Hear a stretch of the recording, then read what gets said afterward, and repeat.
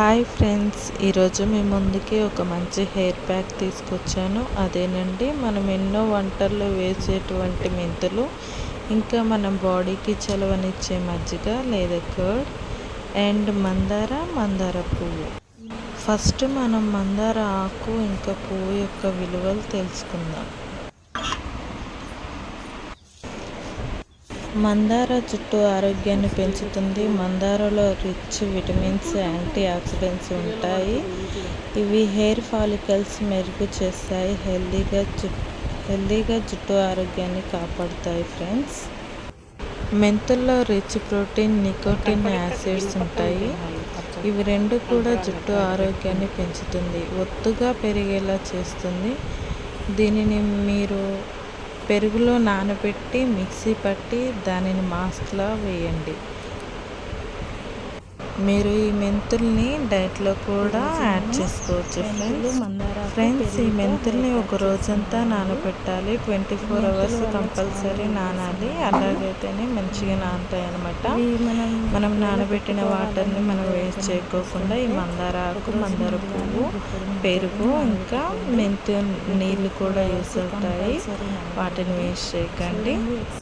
చూడండి ఫ్రెండ్స్, ఇలా విరిస్తే విరిగిపోవాలన్నమాట. Half part అవ్వాలన్నమాట మెంతులు. అలా అయితేనే మంచిగా నానాయి అని అర్థం.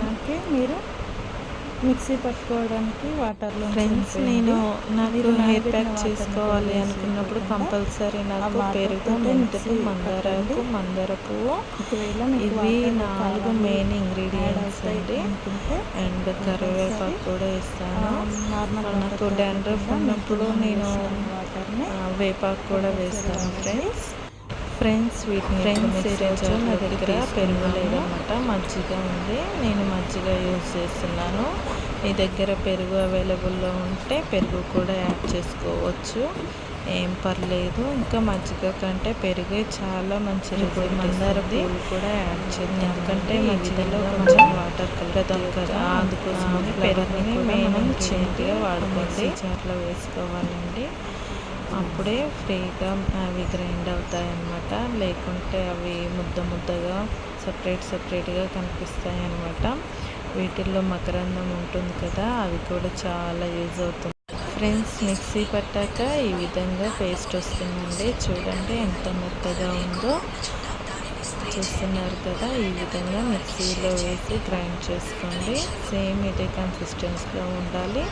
ఎక్కువ వాటర్ కూడా యూజ్ చేయకండి, కొంచెం గట్టిగానే ఉంచుకోండి. చూస్తున్నారు కదా, నేను కలుపుతున్నాను, ఒకసారి చూడండి. సేమ్ ఇదే కన్సిస్టెన్సీలో చేసుకోండి.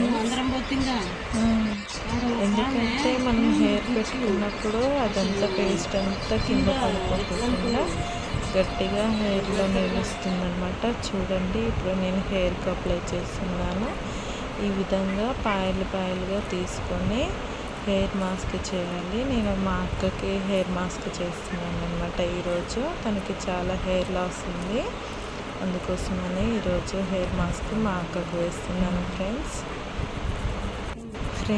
జుట్టు మొత్తంకి పెట్టుకోకుండా హెడ్కి మాత్రం మంచిగా పెట్టుకోండి. మసాజ్ కూడా చేయించుకోండి, అప్పుడే హెయిర్ మంచిగా ఉంటుందన్నమాట, అబ్జర్వ్ అవుతుంది. దాని వాల్యూస్ మొత్తం హెయిర్ లోపలికి వెళ్తుంది అనమాట.